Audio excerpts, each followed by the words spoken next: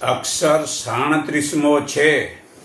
ગુરુ કહે છે પંચભૌતિક શરીરને વશ કરનાર જે શક્તિ છે તે જ શક્તિમાં સર્વે આત્મા વશ થયેલા છે.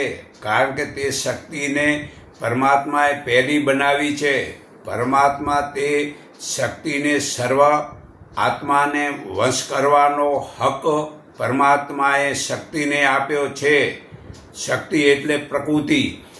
તો નાના જીવો તે મોટા શરીરવાળા જીવોને વશ થાય છે.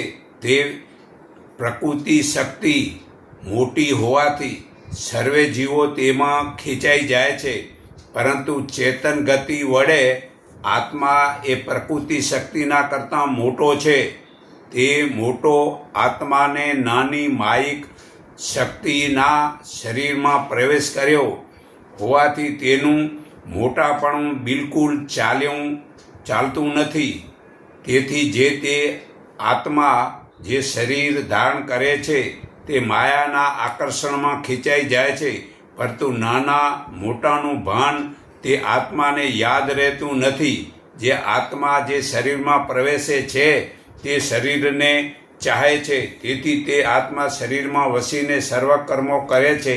એ પ્રમાણે આ મૃત્યુલોકમાં શરીરના વ્યવહારની રીત અને દેવલોકમાં નથી, અને દેવલોકોની વ્યવહાર તે મૃત્યુલોકમાં નથી. પરંતુ સર્વે લોકમાં સર્વે આત્મા શરીરને જ વશ થયેલા છે. તો પરમાત્માએ પોતાની ગતિ વડે 84 લાખના શરીરને બનાવ્યા છે. તે દરેક શરીરમાં આત્મા વશ થયેલ છે. તે પરમાત્માએ તે સર્વ શરીરોના માયિક શરીરોમાં અક્ષરની ગતિ અલગ રહીને જ ભરેલી છે. તે અક્ષરની ગતિ જ્યારે આત્મા વાણી વડે બોલે છે ત્યારે જ ખબર પડે છે. તે વાણી 4 પ્રકારની છે. પરા પછેથી મધ્યને વેખરી છે. તે શરીરની રચના પરમાત્માએ ચેતન આત્મા વડે શક્તિ વડે પ્રગટ થાય છે, અને તે શક્તિ સર્વે કાર્ય કરે છે. છતાં આત્મા તે શક્તિમાં વશ થયેલો હોવાથી અખંડ પરમાત્માને અને પોતાના મૂળ વતનના ધામને ભૂલી ગયો છે.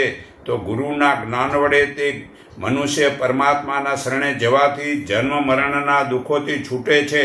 તો આ ગુરુ જ મતલબ કે કહે છે તારો આત્મા ચેતન છે, પ્રકૃતિ જડ છે.